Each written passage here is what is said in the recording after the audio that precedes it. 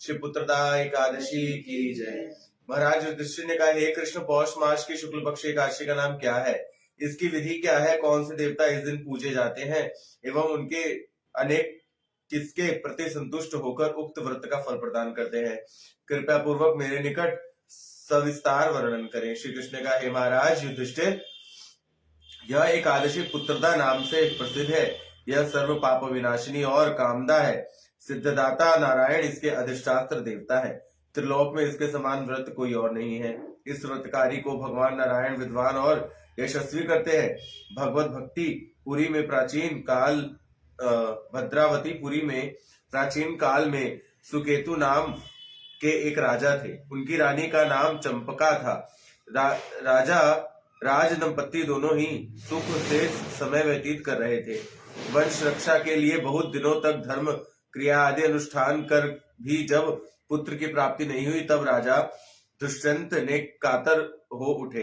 राजा ने के पूर्व पुरुष उनके द्वारा प्रदत्त जल को बड़े दुख के साथ ग्रहण करते थे, यानी जो उनके पितृ थे वो।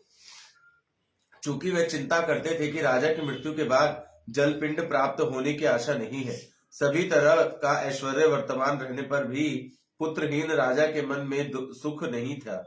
वह सोचते थे, अपुत्र का जन्म वृद्धा और ग्रह शून्य है। पितृदेव मनुष्य लोक का जो ऋण भय शास्त्र में उल्लेखित है, वह पुत्र के बिना परिशोध ऋण का भुगतान नहीं होता।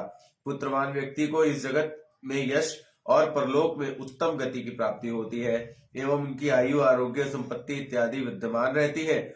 राजा के नाम दुष्यंताओं के ग्रस्त होकर आत्महत्या करने का निर्णय लिया, किंतु बाद में मन में विचार कर देखा, आत्महत्या महापाप है। इसके द्वारा देह पतित अवश्य होगा, किंतु मेरा पुत्रहीनता तो दूर नहीं होगी ना।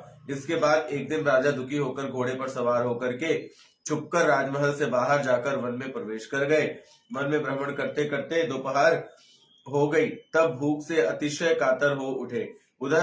इधर उधर चारों ओर जलादि की खोज करते करते राजा के चक्रवाह, पीपाहा, राजहंस, मगर और बहुत प्रकार की मछलियों से परिपूर्ण एक मनोरम सरोवर और उसके समीप मुनियों के आश्रम का दर्शन किया। इसके बाद राजा ने घोड़े से उतरकर सरोवर के किनारे वेद पाठ से मग्न मुनि वृंद के चरणों में दंडवत प्रणाम किया। मुनियों ने राजा से पूछा, हे महाराज, हम सब आपके प्रति प्रसन्न हुए हैं, आपकी क्या इच्छा है सो कहे। राजा ने कहा, आप लोग कौन हैं एवं किस लिए यहाँ एकत्रित हुए हैं, यह सविस्तार कृपा पूर्वक वर्णन करें। मुनियों ने कहा, हे महाराज, हम वृक्ष देव हैं। स्नान के लिए हम सरोवर पर आए हैं। आज के 5 दिन बाद ही माघ मास आरंभ होगा। आज पुत्रदा नाम का एकादशी तिथि है। मनुष्य को पुत्रदान करती है, कहकर ही इसका नाम पुत्रदा है। यह सुनकर राजा ने कहा, हे मुनिवृंद, मैं अपुत्र हूँ, पुत्र की कामना से अधीर हो गया हूँ। अब आप लोग के दर्शन से हृदय में आशा का संचय हुआ है। इस दुर्भाग्य पुत्रहीन पर अपनी कृपा प्रदान करें। मुनियों ने कहा, हे राजा, आज ही वह पुत्रदा एकादशी है, इसलिए आप इस व्रत का पालन करें। इसके केशव की कृपा से आपको पुत्र की प्राप्ति अवश्य ही होगी।